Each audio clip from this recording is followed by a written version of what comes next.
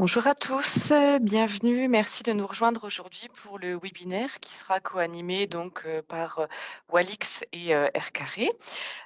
Julie Mocard, qui est régional directeur Benelux, et Olivier Gavroy, Pre-Sales chez Walix, vous présenteront donc le PAM. Ils vont vous expliquer ce que c'est que le PAM.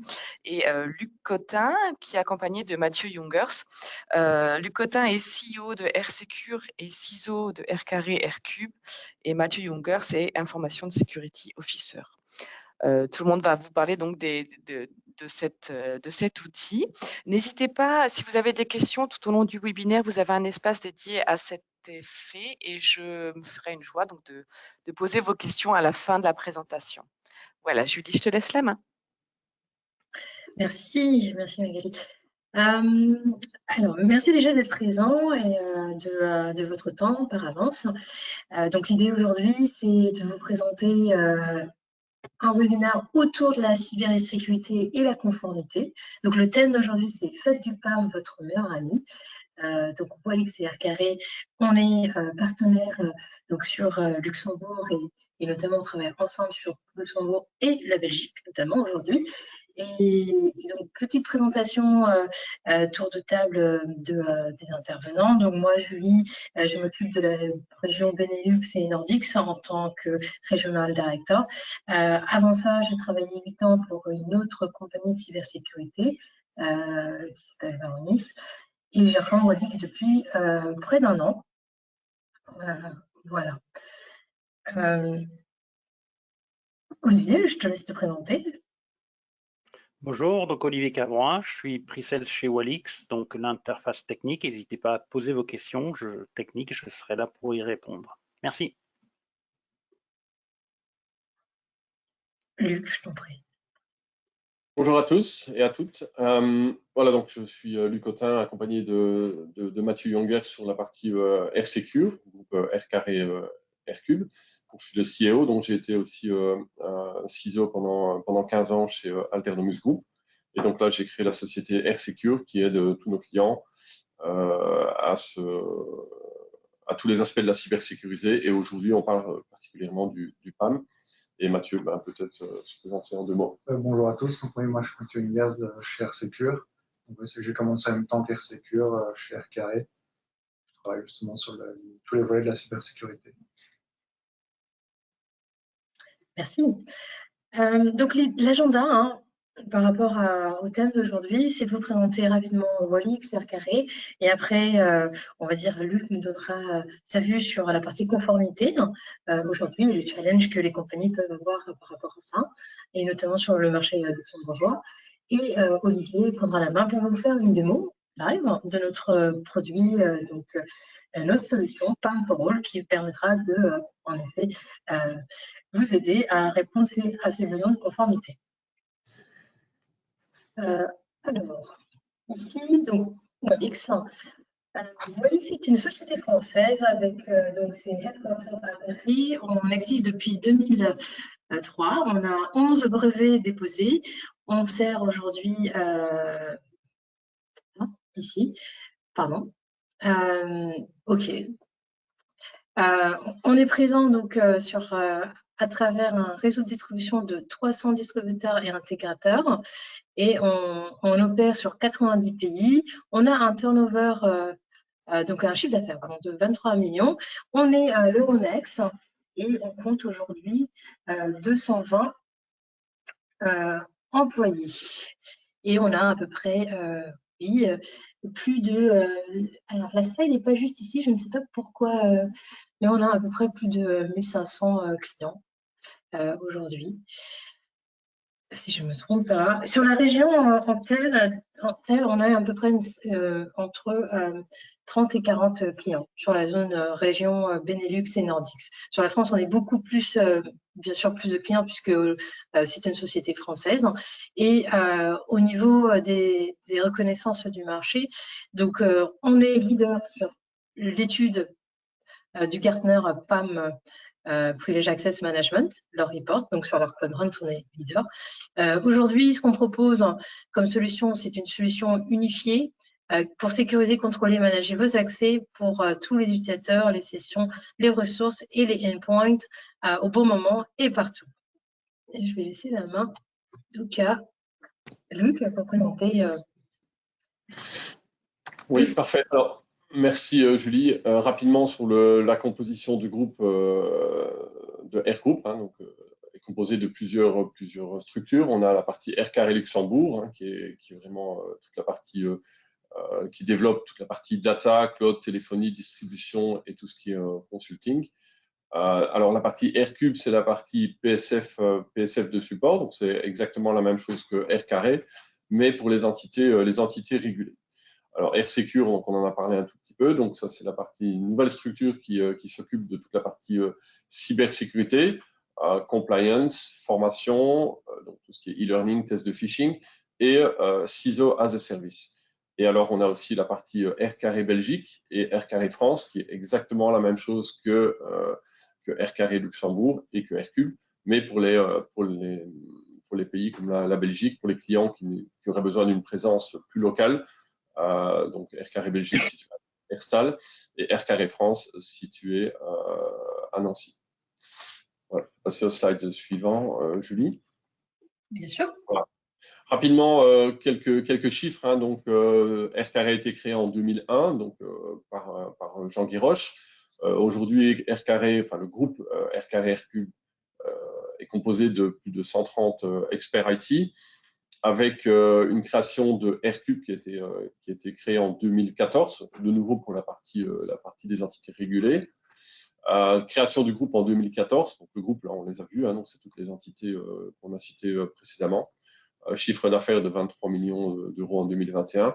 7 filiales, alors on va les reciter, donc R Carré, R Cube, R Carré Belgique, R Carré France, Airflex, LDL Connect et R Secure. Plus ou moins 8000 utilisateurs dans le cloud privé, donc ça c'est toute la partie du côté R Carré R Cube, et on gère plus ou moins 400 projets par an. Voilà. Merci Julie. Très bien. Je te laisse encore la main. Voilà, alors on va entrer directement dans le vif du sujet. Donc aujourd'hui, les principales faiblesses et observations de la CSSF, notamment pour la partie des entités régulées. Donc là, on le voit sur le slide. Hein, donc on a mis quelques petites flèches sur la partie, les parties les plus importantes. Donc sur la partie IT security, manager les risques et les audits internes, ainsi que la partie outsourcing. Et donc, ce sont généralement les principales faiblesses observées par la CSSF. Comme vous le savez, il y a de plus en plus de réglementations, de règlements, de certifications, de frameworks. Les gens sont un petit peu perdus. Nos clients sont aussi confrontés à toute cette mise en conformité. On a aussi maintenant de plus en plus d'environnements, ce qu'on appelle OT, hein, donc tous les environnements industriels. Et donc, on va vous expliquer aujourd'hui comment le PAM peut améliorer la sécurité, de nouveau en limitant la surface d'attaque. Et donc, les cyberattaques et les menaces internes sont aussi contrôlées par Walix. Donc, aujourd'hui, on dit, voilà, c'est un plus dans les recommandations et tous les contrôles. On va parler un tout petit peu de la ISO 27001, mais on va parler particulièrement, je pense que c'est le slide suivant, Julie. Alors. Voilà, parfait.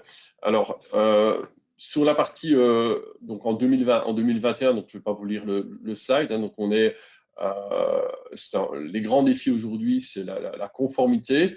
Alors, on parle de la GDPR, on parle de NIS 1, NIS 2 sur la partie des providers publics, PCI DSS pour toute la partie bancaire. On a le framework IPA pour les données de santé. On a la ISO 27001, on a le NIST, on a le SOC 2 report. Voilà, toute une série de frameworks et de conformité, de mise en conformité que nos clients sont confrontés.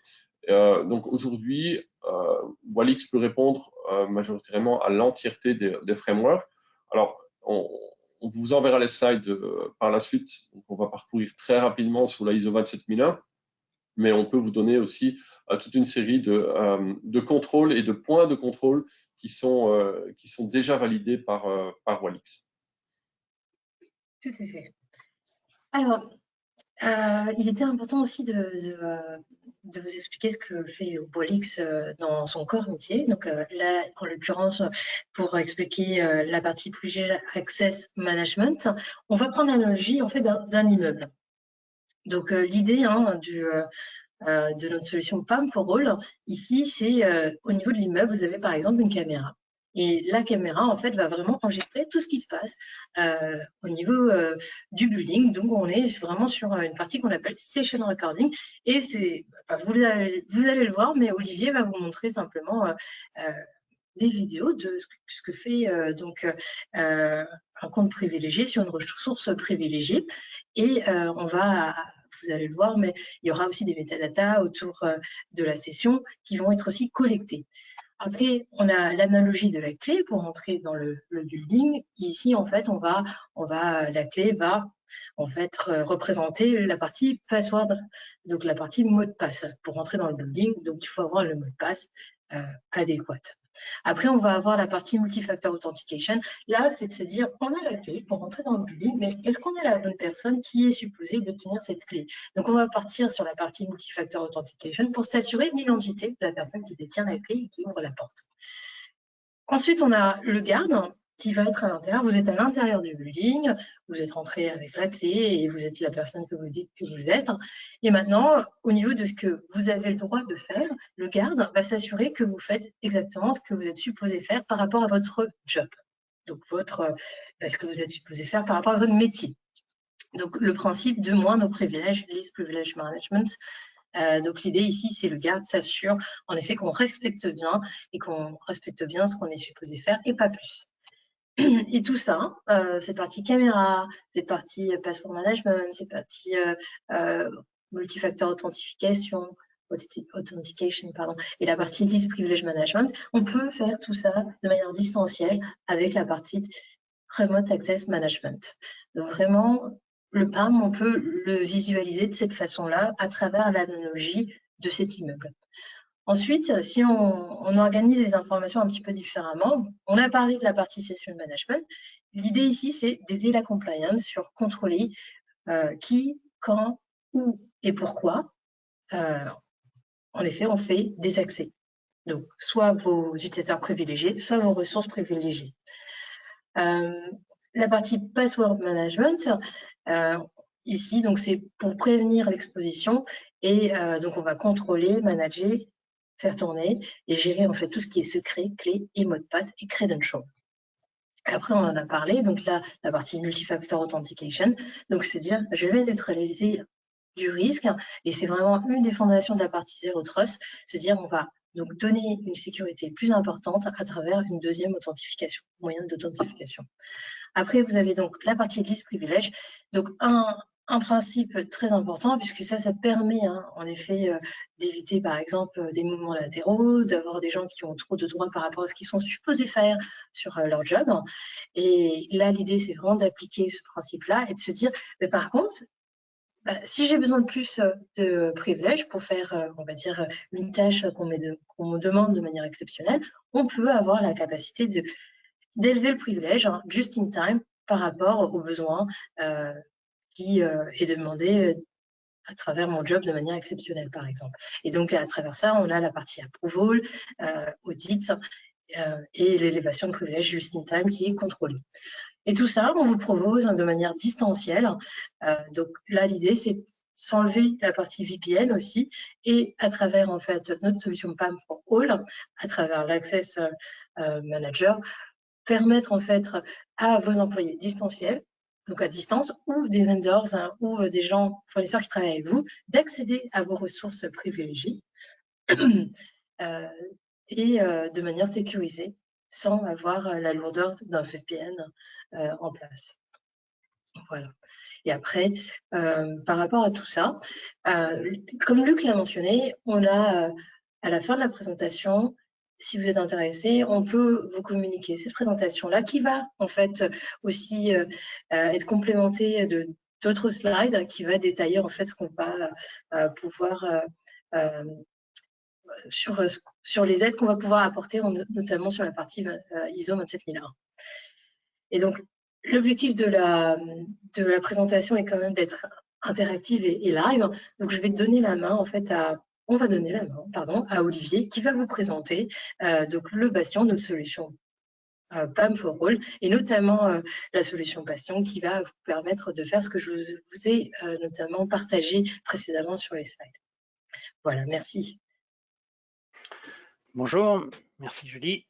Donc, Olivier Cavrois, pre-sales chez Walix. Donc, ce que je voulais vous présenter, c'est vous expliquer un petit peu les bénéfices de la solution Walix. Donc, supposons que je sois un utilisateur qui doit se connecter à une ressource critique. Donc, pour ce faire, je vais ouvrir un simple browser. Pourquoi est-ce qu'on ouvre un browser? C'est parce que on ne sait pas le niveau de sécurité du poste distant et donc il faut déjà n'ouvrir qu'un seul port. Donc ici, nous ouvrons un port TCP et un seul et unique port. Ensuite, n'importe quel utilisateur peut se connecter à partir de n'importe quel terminal. Donc un simple browser. La personne va s'authentifier avec des crédentiels et comme mentionné précédemment, nous allons pouvoir vérifier l'identité de la personne grâce au MFA. Ici, je vous montre le push sur le PC, mais vous avez dû entendre mon téléphone qui a vibré. Donc, normalement, tout ça se fait sur le téléphone, éventuellement avec l'empreinte digitale et ainsi de suite. Donc, une fois que la personne est connectée, vous êtes certain de son identité. Donc, ça, c'est le premier point. Le deuxième point, une fois que la personne est connectée, à partir de son browser, il voit toutes les ressources auxquelles il a accès. Et il n'a accès qu'à ces ressources. Il n'a pas accès à d'autres ressources. C'est un point critique. Vous donnez des accès à certaines ressources, mais il ne pourra pas accéder aux autres ressources.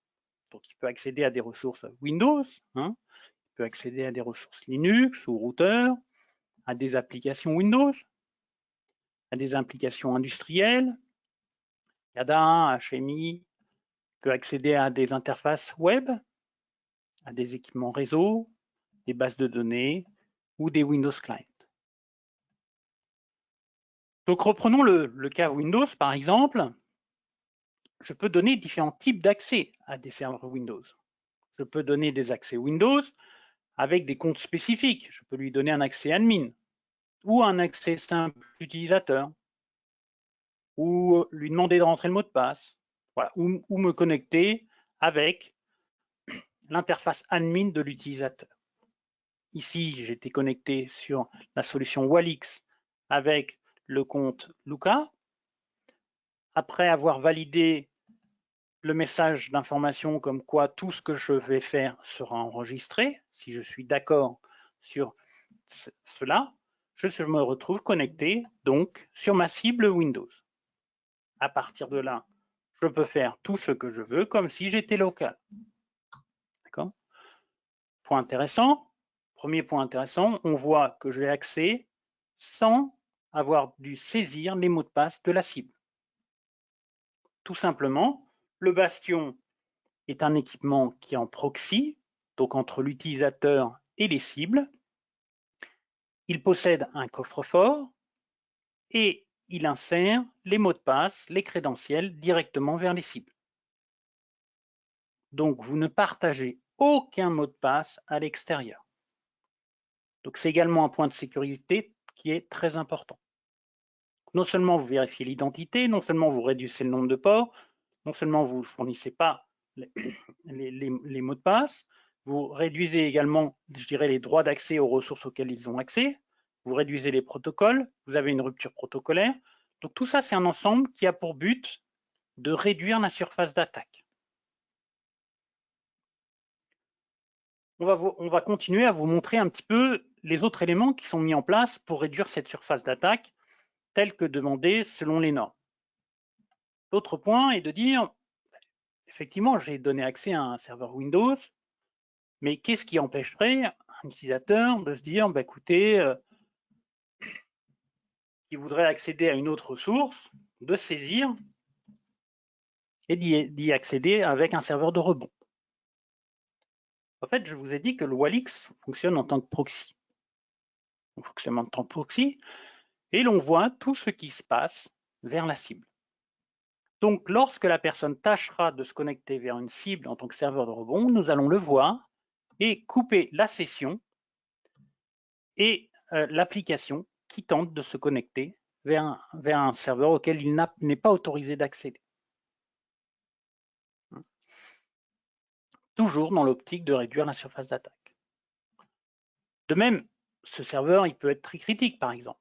Vous pouvez vous dire, ben, je ne souhaite pas que la personne puisse faire des modifications importantes sur ce serveur. Donc, je souhaite que s'il veut faire des modifications au niveau du regedit, je souhaite l'interdire, ce type de modification. Et donc, Walix peut également bloquer des applications ou même des lignes de commande et ainsi de suite directement dans la session. Donc, on voit ici que le regedit a été bloqué. Nous pouvons aller encore plus loin et dire que cet utilisateur a le droit de faire des modifications, un peu tout ce qu'il veut, mais par exemple, il n'a pas le droit de supprimer des dossiers. Et pour aller plus loin, je peux dire que s'il passe une commande telle que remove dir pour supprimer des dossiers, la session sera automatiquement coupée, puisqu'on considère que le comportement de l'utilisateur est inapproprié et qu'il fait des actions dangereuses. Donc, sans avoir besoin de faire intervenir quelqu'un de l'IT, tout comportement qui est dangereux pourra être inhibé ou en tout cas restreint. Donc, on a vu l'exemple d'un Windows. Bien sûr, je pourrais vous montrer l'exemple d'un Linux, d'un SSH, SFTP. Le principe est toujours le même. Quand quelqu'un veut se connecter vers une cible, il clique vers la cible et le bastion va automatiquement identifier les ressources, les crédentiels à insérer et se connecter vers la cible. Ici, par exemple, le bastion va insérer les mots de passe pour se connecter vers Azure. L'utilisateur ne connaît pas les mots de passe, une fois de plus. Non seulement il ne les connaît pas, mais Walix est également en mesure de changer ses mots de passe régulièrement, très régulièrement. D'accord ? Donc voici pour la partie connexion. Je n'aurai pas nécessairement le temps de vous montrer tous les types de connexions. Mais sachez que, comme on a vu précédemment, non seulement on analyse le comportement, mais après coup, on est également en mesure de voir s'il y a eu des modifications qui ont été faites, ou de voir l'enregistrement de tout ce qui a été fait par la personne. Donc, si un auditeur se connecte sur la solution Walix, il sera en mesure de voir tout l'historique des sessions. Effectivement, nous voyons notre session de Luca qui s'est connecté sur le serveur Windows de 11h à 11h21 pendant 3 minutes et la vidéo n'utilise que 300 kilobytes. On voit également que la session a été interrompue puisque l'utilisateur a eu un comportement suspicieux. À partir de cela, si jamais j'ai besoin, je peux aller plus loin dans l'investigation et donc avoir la vidéo de tout ce qui a été fait par l'utilisateur. C'est la partie caméra que vous a montré Julie. Donc, si je clique là, par exemple, je vais voir qu'effectivement, l'utilisateur a un comportement suspicieux puisqu'au fait, il tente de se connecter vers un serveur auquel il n'a pas droit. Connexion que nous allons immédiatement interrompre. D'accord ?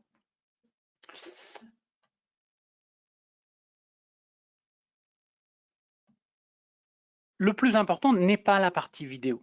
Le plus important, c'est ce qu'on appelle la partie metadata, c'est-à-dire le résumé du film, si vous voulez.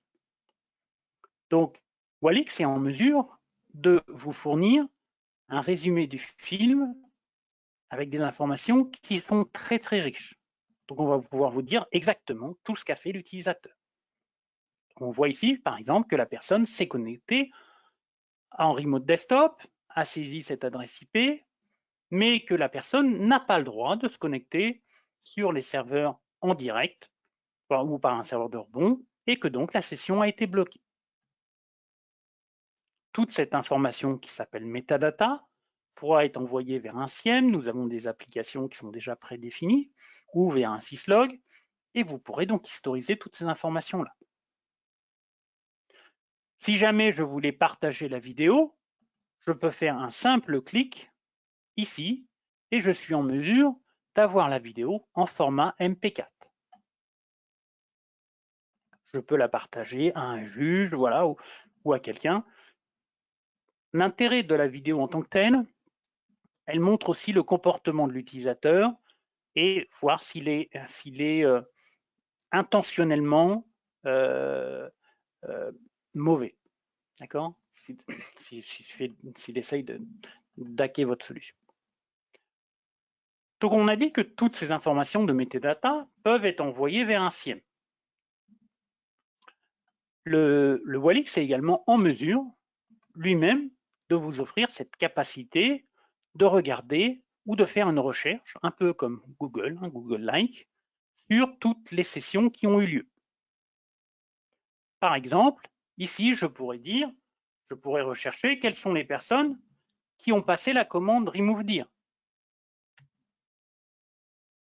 Et on voit exactement ma session de Luca qui s'est connecté vers son serveur Windows, qui a passé la commande remove dir. On le voit, keyboard input, ici remove dir.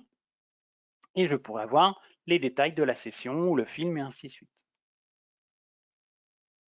Autre méthode de recherche qui serait de dire, je sais que ce serveur a été impacté, mais qui est-ce qui s'est connecté sur ce serveur?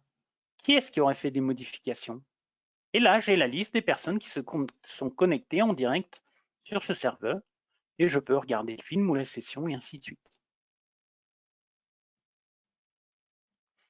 Donc, une historisation de toute la partie toute la partie vidéo et de la partie metadata avec la faisabilité de recherche et ainsi de suite.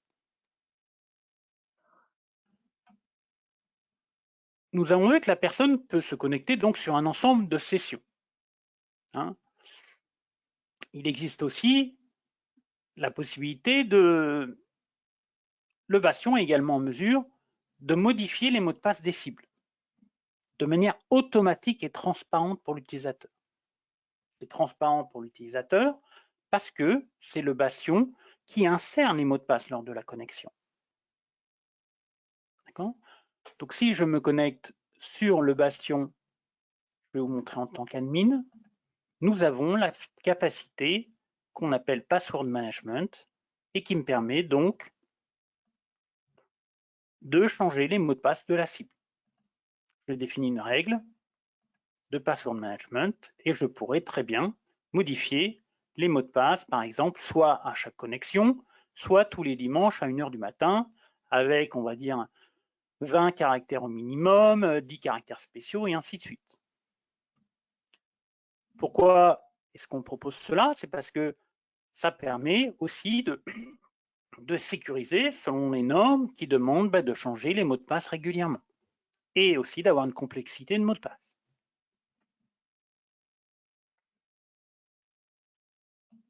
Imaginez que vous ayez besoin d'un mot de passe pour une raison X ou Y, pour une urgence, pour un intervenant sur site, pour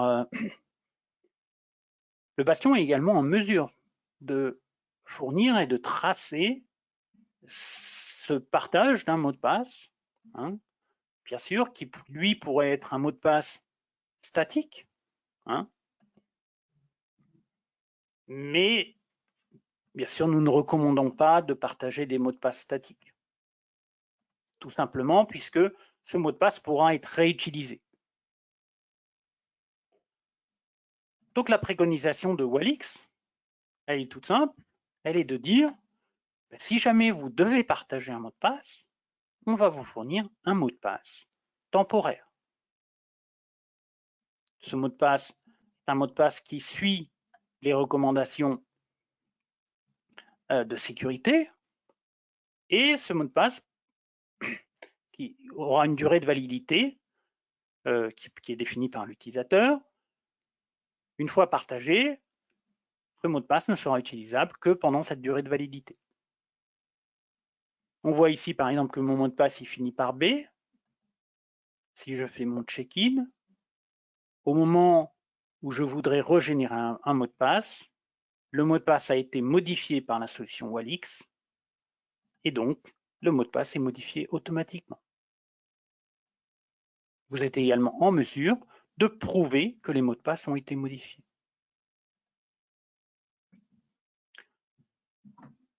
Donc voici quelques démonstrations, on va dire, de l'utilisateur externe. Un petit point sur la facilité d'utilisation. On a vu que l'utilisateur a besoin de s'authentifier qu'une seule fois avec le MFA. L'utilisateur n'a pas besoin de connaître les mots de passe des cibles. Vous n'avez pas besoin non plus, lorsque vous donnez un accès à distance, de générer des mots de passe sur les cibles. Vous pouvez réutiliser les mots de passe existants. Donc, il y a à la fois une simplicité d'utilisation pour l'utilisateur et une simplicité de gestion après pour l'admin qui a moins besoin de gérer les changements de mots de passe, qui n'a pas besoin de recréer des mots de passe, de partager des mots de passe et ainsi de suite. Supposons maintenant que je suis un utilisateur interne. C'est important pour l'utilisation interne que les modes de connexion ou que les habitudes de l'utilisateur ne soient pas trop modifiées. Donc pour ça, Walix offre une solution qui est de pouvoir continuer à se connecter comme l'utilisateur le faisait précédemment. Donc c'est-à-dire que soit il peut se connecter directement vers une cible, soit en RDP, soit en PuTTY. Je vais prendre un PuTTY, tiens, ça change. Ici, juste le chemin est légèrement modifié, puisqu'en fait le login est légèrement modifié. Mais une fois après m'être authentifié, je suis connecté sur ma cible, ici, à travers le bastion. Donc pareil, tout sera enregistré, la session peut être partagée avec le 4 mains, 4 yeux, et ainsi de suite. Mais tout passe à travers le bastion. La solution bastion fonctionne sans agent et sans client. C'est un point critique. Pourquoi est-ce que c'est critique? Tout simplement parce que comme ça, l'utilisateur n'a rien besoin d'installer et au niveau du déploiement, vous n'avez pas besoin de mettre des agents sur les cibles, ce qui simplifie énormément le déploiement de la solution. Surtout dans un environnement aussi qui est très agile. Vous avez besoin de créer des VM, de supprimer, ainsi de suite. Vous ne pouvez pas gérer des agents en permanence. D'accord? Ici, donc, on a vu que je me suis connecté sur ma cible, une cible Linux. Je pourrais utiliser des clés SSH également. Juste pour vous prouver que je passe à travers le bastion.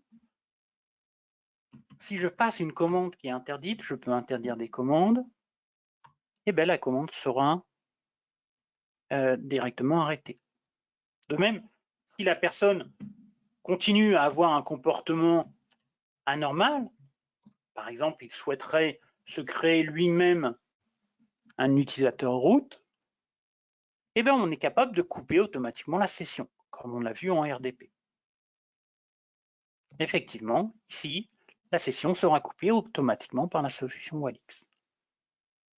Donc, on a vu que je peux me connecter directement sur ma cible. Je peux également me connecter directement sur le bastion. Ici, je me connecte directement sur le bastion. J'ai, pareil, l'accès directement à mes cibles que je serai en mesure d'accéder. Je peux également donner accès uniquement à une cible, à une application. Écoutez, je vais vous faire avec une approbation, ça peut être intéressant.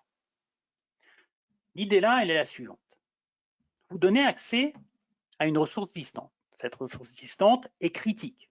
Ici, on va prendre l'Active Directory. Dans ce cas-là, vous allez demander à la personne qui souhaite se connecter sur cette ressource critique de fournir des informations, de justifier pourquoi il souhaite se connecter. Par exemple, pour combien de temps souhaite-t-elle se connecter? Quel serait un numéro de ticket d'un ITSM genre ServiceNow? Qu'est-ce qu'il veut le faire en termes d'action? Et une personne interne recevra un mail lui demandant s'il est d'accord pour cette demande de connexion. Effectivement, je vois que j'ai une demande de connexion de la part de Sarah vers l'Active Directory. Si je suis d'accord, je peux approuver la connexion et autoriser ainsi la connexion vers la cible. Ainsi, l'utilisateur pourra être connecté directement sur la cible. Ici, j'ai donné l'autorisation que pour 1 heure. Et là, point intéressant, toujours dans l'idée de réduire la surface d'attaque, je n'ai donné l'accès qu'à une application Windows. Ici, la personne n'a pas accès ni au réseau, ni au serveur. Il a juste accès à l'application Windows. Donc, il peut modifier dans l'application elle-même ce qu'il souhaite, mais regardez, la personne n'a pas accès au serveur. Donc, si je décide de fermer l'application, la session sera automatiquement fermée. OK?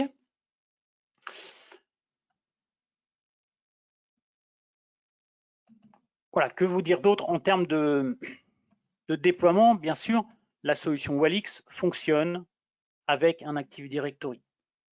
Donc, c'est-à-dire que vous n'avez même pas besoin de configurer les utilisateurs dans le Walix. Il y a un mapping qui se fera automatiquement avec votre Active Directory. Si je clique sur mon Windows, par exemple, les gens qui font partie du groupe Windows, ils seront mappés automatiquement avec le groupe Windows de mon Active Directory. Donc, à partir du moment où je rajoute un utilisateur dans ce groupe, automatiquement, il aura accès aux ressources, par exemple, qu'on peut dire Windows. Pareil pour mes cibles. Si je veux définir mes cibles, soit je peux les définir manuellement, soit des serveurs, soit des applications,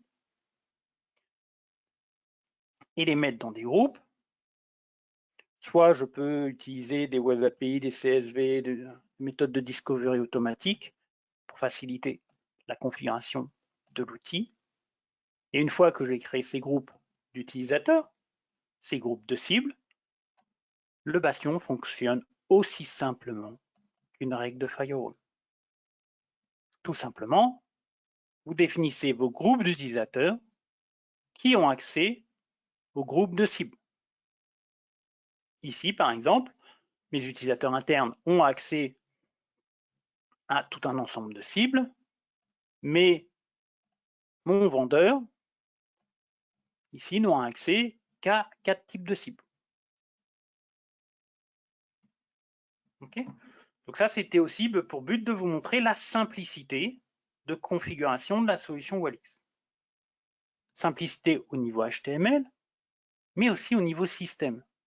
Au niveau système, je ne vous ai peut-être pas montré jusqu'à présent, mais mon environnement de démo se résume à peu de choses. En fait, il se résume à mon Bastion. Mon Bastion qui est une appliance, une black box Linux. Vous la mettez soit dans le cloud, soit on-premise. Vous téléchargez l'OVA, vous mettez l'IP et ça y est, vous pouvez commencer à configurer via l'interface web. Cette black box appliance, qui est une black box Linux, une fois que c'est fait, vous ne la gérez pas. Toute la partie de système, operating system, la partie base de données, la partie hardening, la partie agent SNMP, la partie session management, password management, tout ça est inclus dans la black box Walix. Ce qui vous permet de simplifier la gestion pour l'administrateur de la solution. voilà, je pense avoir fait un petit tour rapide de la solution. Bien sûr, je vous avoue que je ne vous ai pas montré toutes les fonctionnalités de la solution Walix. Ce serait trop long, hein. Par exemple, vous pouvez vous connecter sur une cible avec, à partir d'une application. Voilà, il y a tout un ensemble de fonctionnalités. Mais ce que je vais faire, je vais vous laisser le temps un peu dans les questions pour répondre à vos questions afin que la session soit interactive. Donc, j'espère que vous avez mis des questions dans le chat et je vous laisse les poser.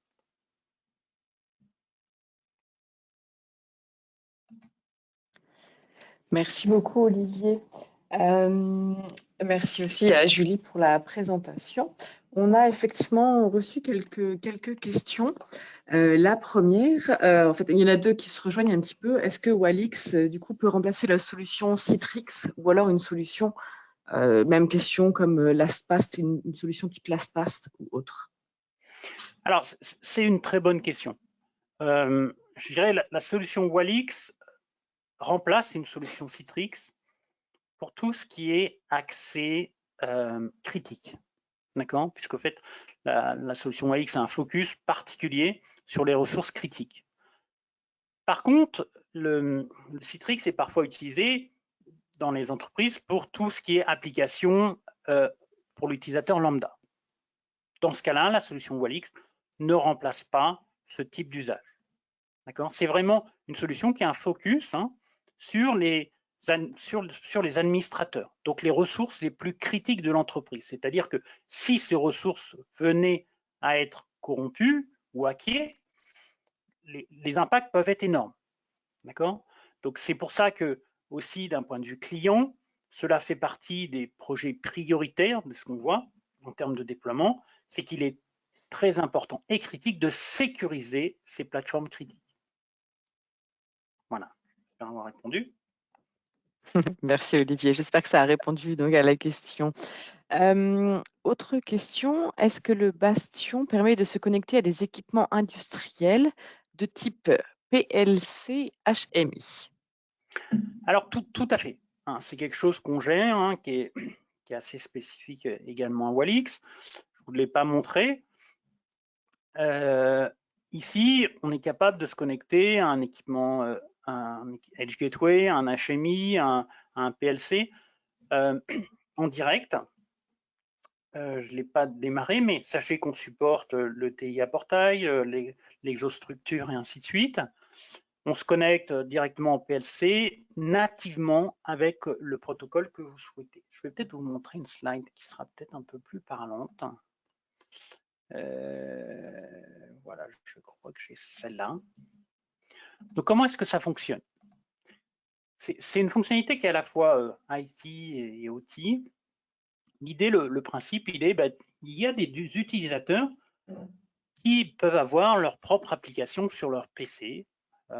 Donc, un TIA portail, un exostructure, un ABB, une base de données également, un équipement médical, et qui souhaitent accéder avec un protocole propriétaire vers une cible. D'accord? Ce protocole étant propriétaire, dans ce cas-là, comment est-ce que fait Walix? Tout simplement, on ouvre un tunnel entre l'utilisateur et le bastion. Nous faisons ensuite passer le trafic de ce protocole propriétaire dans ce tunnel. Tout simplement. Et nous avons fait également quelques développements spécifiques afin de pouvoir supporter des équipements industriels spécifiques tels que le TIA portail et ainsi de suite. Donc c'est quelque chose qu'on supporte sans problème. La seule différence, je dirais, par rapport aux connexions précédentes qu'on a vues vers tous les autres équipements, qui est ce protocole étant propriétaire, l'enregistrement du paquet se fera en mode PCAP, d'accord, et non en mode vidéo comme on a vu précédemment. Merci. Merci pour la réponse, Olivier. Question infrastructure, quels sont les prérequis pour installer Walix? Alors, la solution Walix, on a vu, est une solution à base de Linux. C'est quelque chose qui est très, très apprécié des clients, en fait. c'est quelque chose, bon, le client, au moment où il achète, il s'en rend pas nécessairement compte, mais c'est une valeur ajoutée qui est énorme parce que d'abord, il n'a pas besoin de gérer toutes les mises à jour Windows. Hein. Vous savez aussi bien que moi que les mises à jour de Windows sont complexes, qu'il peut y avoir aussi des problèmes d'instabilité sur Windows. Et puis, un serveur Windows inclut également tout un ensemble de services eux-mêmes, tels que dont la solution, dont un PAM n'a pas besoin.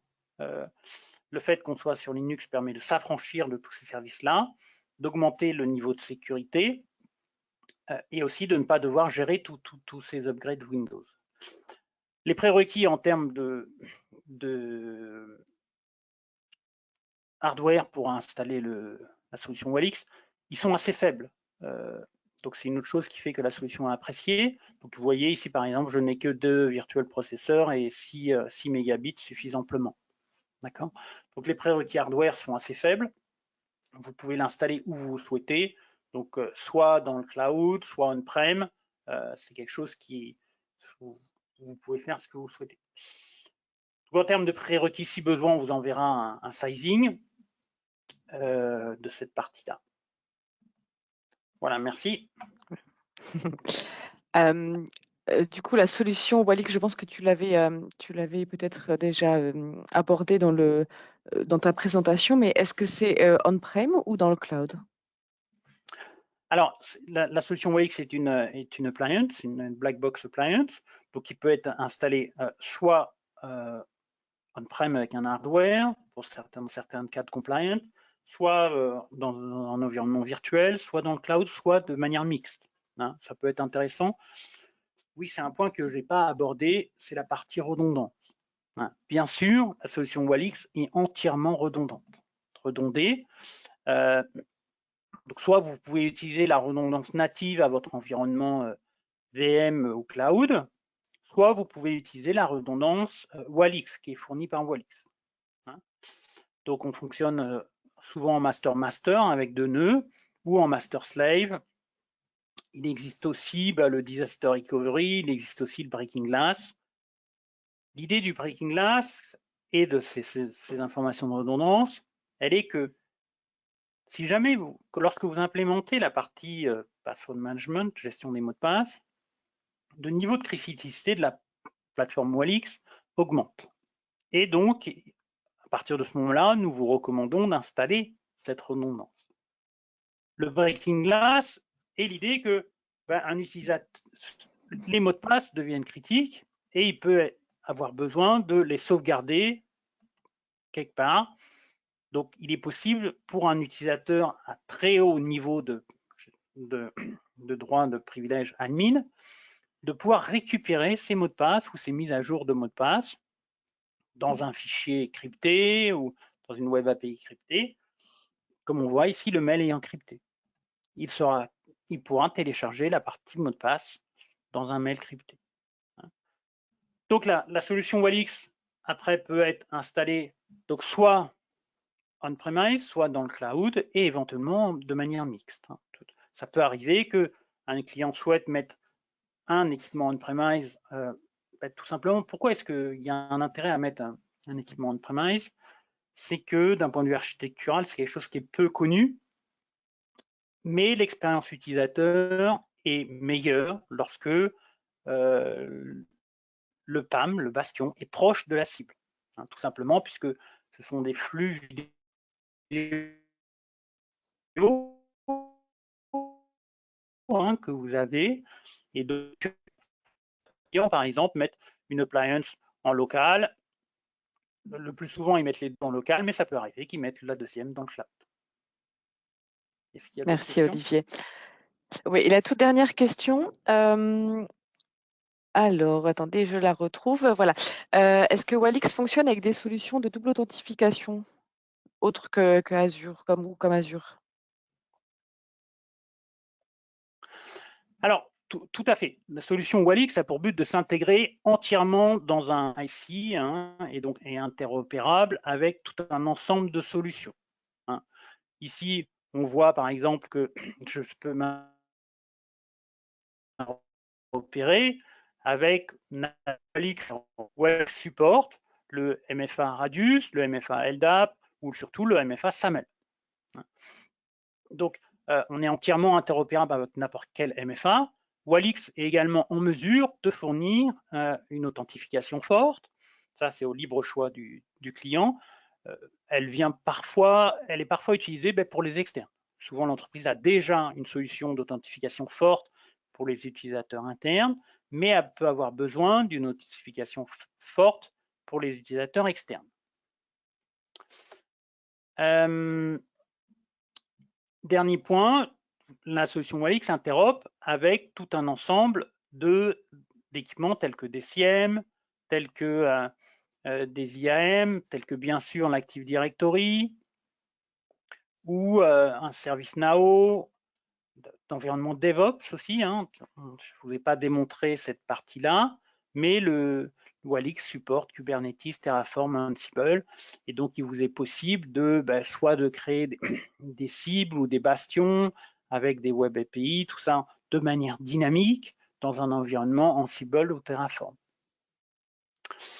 Voilà, je n'irai pas plus loin sur l'interopérabilité, mais sachez que cette slide n'est pas nécessairement à jour. Si jamais il y avait des outils que vous utilisez qui n'apparaissent pas, n'hésitez pas à nous poser la question.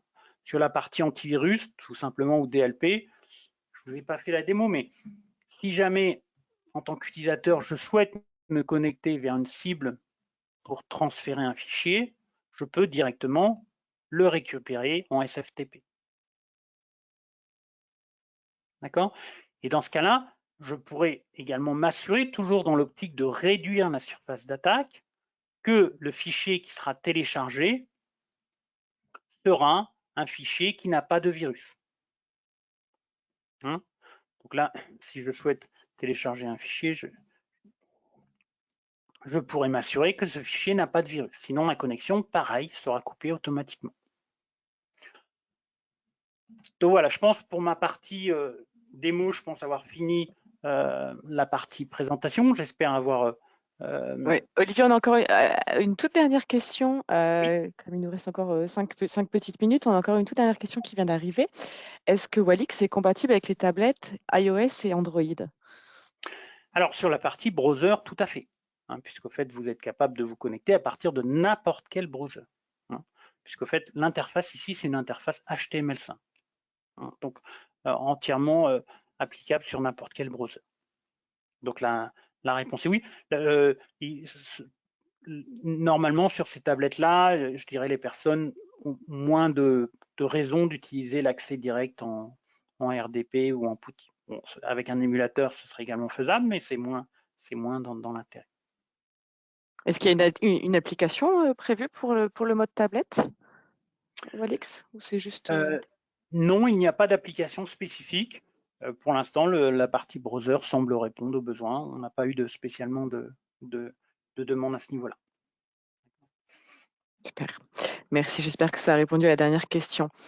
Est-ce que tu veux encore ajouter quelque chose, Olivier? Je peux, oui, éventuellement, si vous voulez. Une question qu'on a souvent, qui est est-ce que Walix est en mesure de donner un accès non pas à des utilisateurs, mais à des applications. Tout simplement, on a vu qu'à l'heure actuelle, une connexion vers une cible, vers une application. Sachez que la même chose est faisable à partir d'une application. Tout simplement, l'idée, elle est la suivante. Si une application a besoin d'accéder à une ressource, je ne sais pas, par exemple, pour faire un backup. Dans ce cas-là, c'est quelque chose qu'on peut faire. Je vais juste vous montrer un petit peu comment est-ce qu'on le fait. Je vais juste supprimer d'abord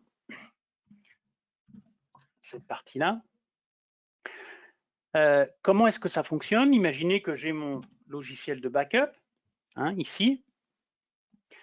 L'idée, c'est de supprimer dans ces applications ou scripts les mots de passe. Donc, on va pouvoir voir, par exemple, ici, que dans mon script, je n'ai pas de mot de passe. Toujours la même idée, réduire la surface d'attaque. Donc, supprimer tous les mots de passe qui sont autour dans votre SI. Ici, le script va faire la demande de mot de passe directement au bastion. Comment est-ce qu'on fait après? Pour, je dirais, fournir l'accès à cette application au mot de passe, on va simplement passer une commande qui va permettre à l'application ou au logiciel de demander le mot de passe. Où est-ce qu'il est mon script de backup? Excusez-moi. Et ici, mon script de backup sera en mesure de faire mon script de mes backups autant de fois que je veux, tant que la signature de mon script n'est pas modifiée. Donc ici, mon script de backup tournera toutes les nuits, autant de fois que je voudrais. On voit bien que j'ai mes backups qui ont été effectués.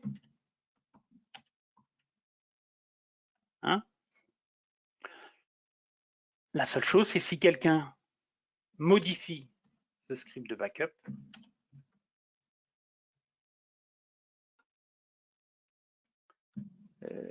voyons, est-ce que j'ai le droit de le modifier? Voilà.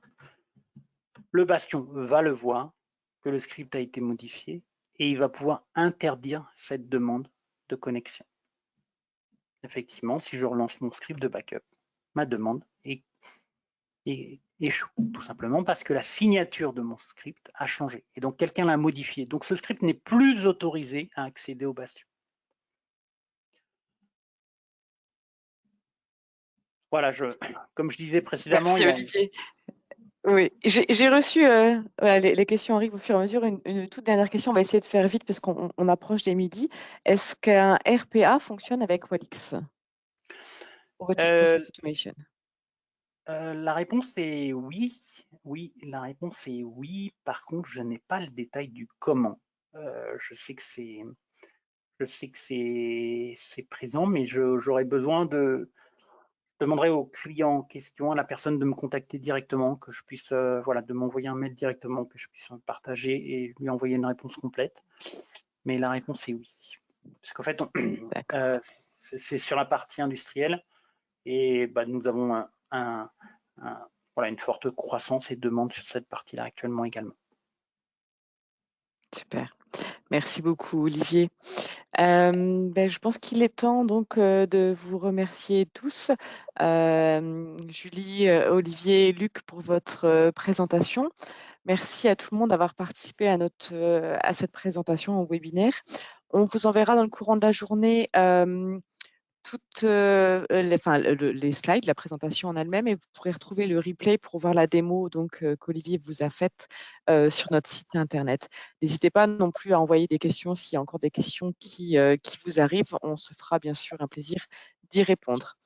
Il est donc temps pour nous de vous souhaiter un bon appétit et une belle après-midi. Merci beaucoup. Merci bien. Merci à tous. Au revoir. Merci.